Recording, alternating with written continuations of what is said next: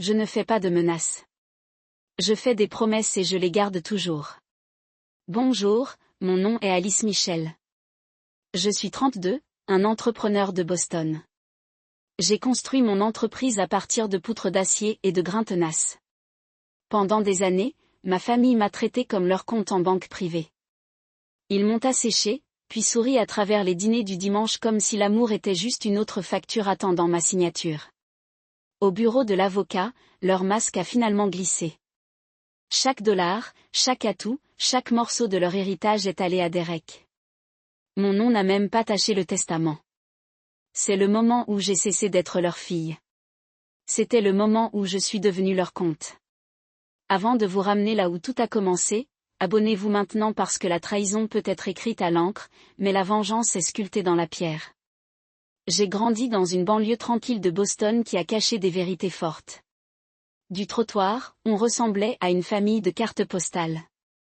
À l'intérieur, l'amour s'inclinait vers mon frère et ne rééquilibrait jamais. J'étais l'enfant de liste de contrôle. Grade, tâche, fiabilité silencieuse. Derek était le gros titre. Charme, trouble, puis une seconde chance. L'attention s'est rassemblée autour de lui comme des papillons trouvant leur lumière de Porsche. À mon diplôme d'études secondaires, j'étais valide et épuisée. Nous avons pris des photos, mangé des Applebee's, et l'avons appelé une célébration. Une carte de $50 a glissé sur la table, polie et lointaine.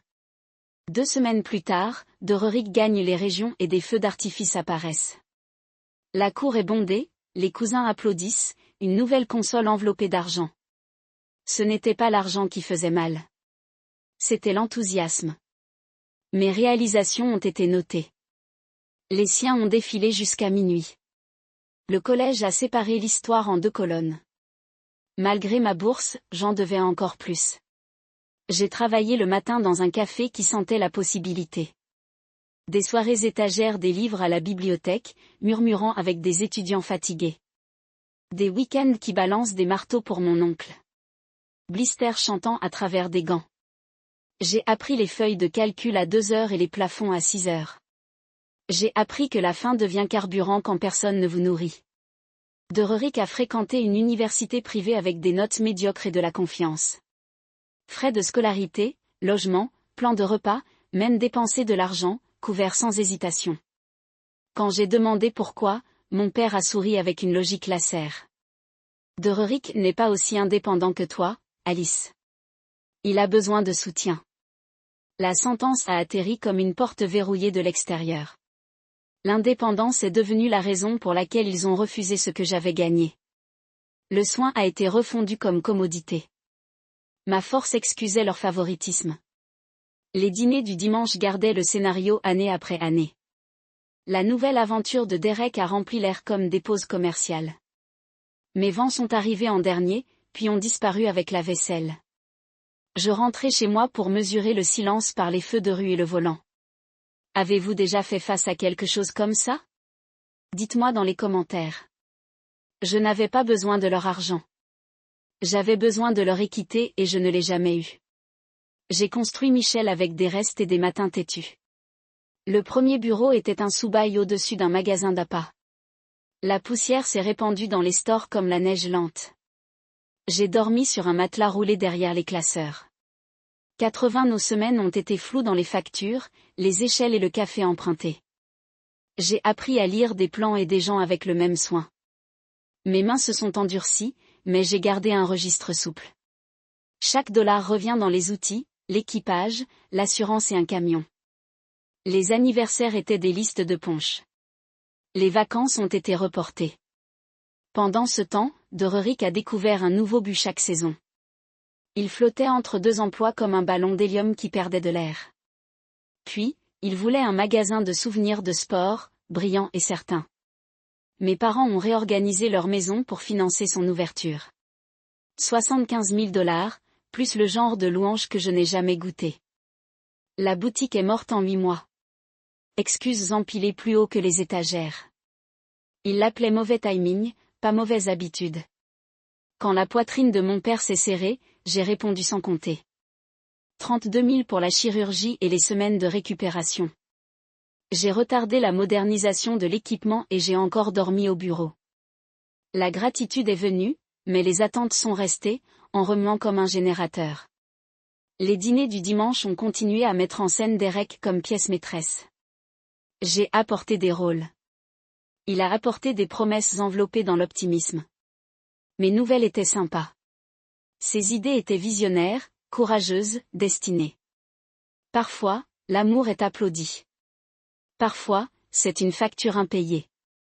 J'ai conduit à la maison répéter des conversations que je n'ai jamais osé commencer. Le problème hypothécaire est arrivé habillé comme une confession. Les taxes foncières sont en hausse. Ma mère soupirait sur la vaisselle. J'ai réglé un transfert automatique. 2008 cents par mois. Pas de contrat, pas de chronologie, juste du sang et un numéro de routage. Je me suis dit que c'était temporaire et responsable. Je me suis dit que je protégeais notre maison et la leur. Je me suis dit que l'équité me rencontrerait à la fin. La nuit, j'ai vérifié ma vie par la lumière du couloir. Des feuilles de calcul brillaient et les questions que j'ai ignorées aussi.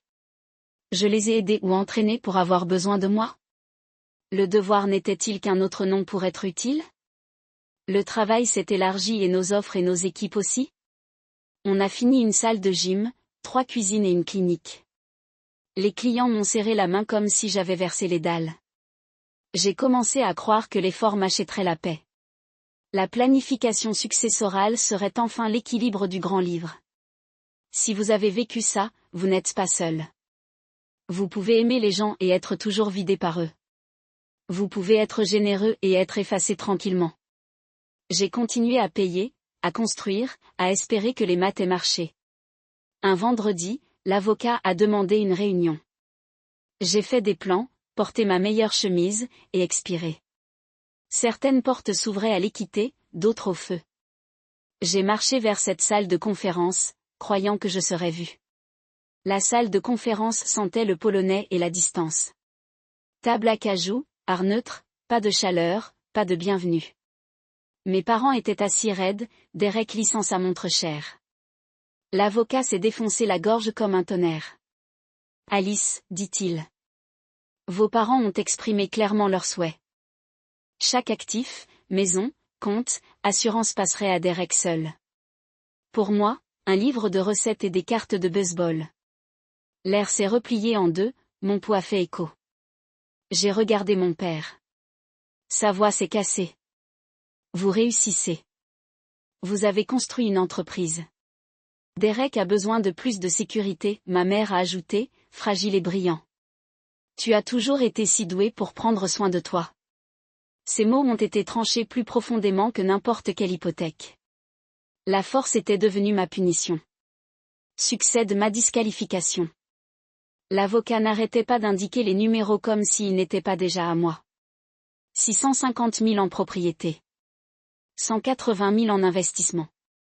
L'assurance s'élève à 300 000. Puis la bombe cachée, une nouvelle hypothèque, 275 000. Paiement mensuel. Le montant que j'avais transféré chaque mois. Ils n'avaient pas besoin d'aide pour les impôts. Ils avaient emprunté contre une maison sans dette pour financer Derek. Un bar sportif haut de gamme, ma mère a annoncé fièrement. Excellent emplacement, très prometteur. Mon estomac s'est retourné. Je connaissais ce scénario par cœur. Et tu veux que je continue à couvrir ces paiements? La gorge de mon père est dégagée, les yeux fixés sur la table. Nous vous serions reconnaissants de votre soutien continu durant cette transition. Soutien? Ils avaient rebaptisé trahison comme gratitude. Ils avaient armé mon amour dans leur plan d'affaires. De Rurik a finalement parlé, roulant les yeux comme si j'étais dramatique. Ce n'est pas comme si tu avais besoin de leur argent. La phrase a atterri comme du verre en éclat dans ma poitrine. Chaque sacrifice, chaque transfert effacé comme s'ils n'avaient jamais compté. Ils ne m'ont pas vu. Ils ont vu un distributeur avec des poumons. Je me suis levée lentement, veste sur mon bras, voix plate. Merci de votre temps, monsieur Wilson. Mes parents ont appelé après moi. Désespérés et commandants. Dimanche, ils ont dit. Ils ont dit que la famille avait quitté la pièce bien avant. L'ascenseur m'a fait sauter pendant que mon téléphone bourdonnait. Texte de ma mère, mon père, silence de Derek. J'ai regardé l'écran jusqu'à ce que ma réflexion soit floue. Ce n'était pas du chagrin pour l'argent. C'est le chagrin de la reconnaissance qui n'est jamais arrivé. La trahison n'est pas toujours forte. Parfois, ils portent votre nom de famille et sourient. Ce jour-là, j'ai cessé d'être leur fournisseur et j'ai commencé à être leur comptable. Je suis rentré chez moi et j'ai annulé chaque transfert sans trembler. 2 clics et le pipeline jusqu'à leurs plans sont secs. Ma mère m'a écrit, la mort est due. J'ai répondu, pas à moi. Puis a réduit au silence le fil. À 9h17, les appels étaient empilés comme des briques tombantes. Papa, appelle immédiatement. C'est inacceptable. De maman, erreur de banque. S'il vous plaît fixez avant 5. De Derek, rien. J'ai juste droit à des cris en absence. J'ai ouvert une feuille de calcul propre et construit un registre. Ligne par ligne, j'ai écrit mon histoire en chiffres. Le soutien des frais de scolarité de Derek 14 000. L'opération de papa et après-midi 32 475.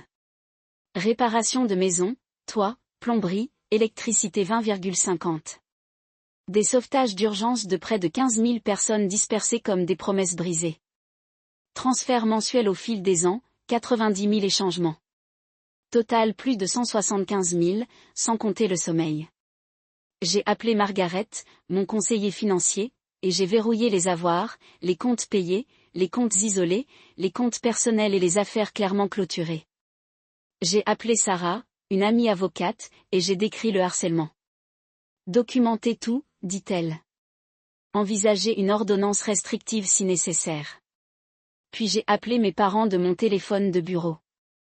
Les transferts sont en conserve, j'ai dit. Des limites sont en place. La réponse de papa est arrivée comme une porte de claquement.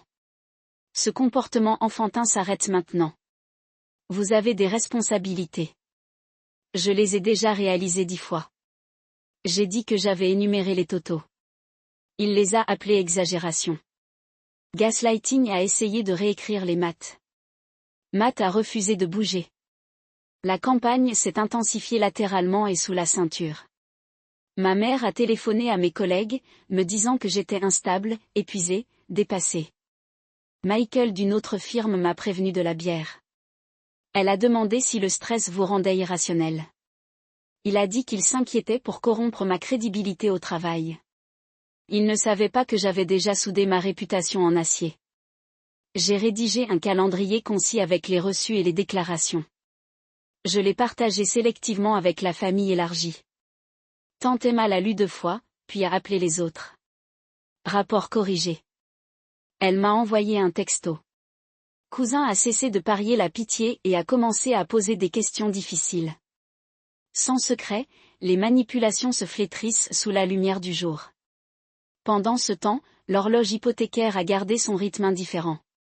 2 paiements manqués ont déclenché des avis bancaires officiels. Le bar sportif de Derek a piqué les nuits à moitié vides. Il a pris un emploi à temps partiel et a goûté conséquences. Mes parents m'ont embusqué sur un chantier. Larmes, menaces, culpabilité. Tout le répertoire familial s'est répandu. Je n'ai pas joué cette fois. J'ai fixé une limite. Quitte mon lieu de travail où j'appelle la sécurité. Ils sont partis, stupéfaits par la porte qui a finalement fermé. Ce soir-là, j'ai imprimé le registre et signé. La vérité estampillée et datée pour l'inévitable guerre narrative. J'ai plié la peur dans un petit carré silencieux. Puis je l'ai déposé là où je garde des outils non rentables. Avez-vous déjà fait face à une culpabilité coordonnée habillée comme une préoccupation? Dites-moi dans les commentaires. Tu n'es pas seul ici. J'ai dormi pendant la première nuit tranquille depuis des années. Silence ne m'a pas accusé. Silence m'a félicité de rester. J'avais arrêté leur pipeline et commencé à reconstruire ma vie sur le substrat. Des mois se sont écoulés avant que leurs lettres ne remplacent les cris.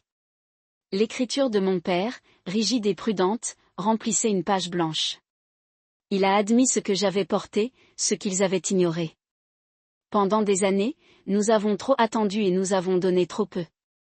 Votre colère est justifiée. Nous sommes désolés.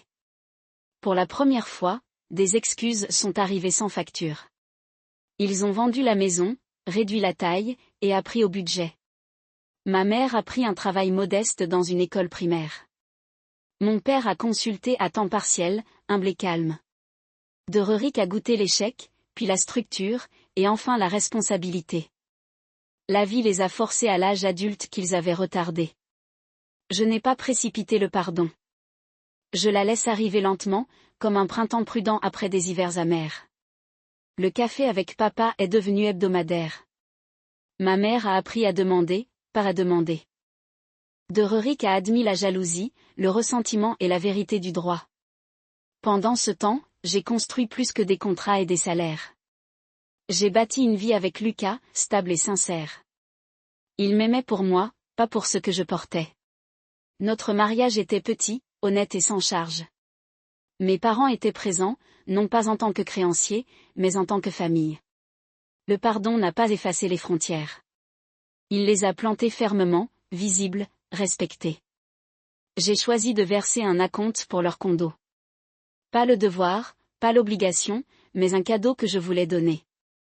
Cette fois, la gratitude a remplacé le droit. Avez-vous déjà fait face à quelque chose comme ça? Dites-moi dans les commentaires. Si tu l'as fait, tu n'es pas seul. La leçon s'est profondément sculptée. La force n'est pas une punition et l'amour n'est pas un bilan. Je ne suis pas précieux parce que je le fais. Je suis précieux parce que je suis ici. Je suis parti comme leur fournisseur et je suis revenu comme moi-même.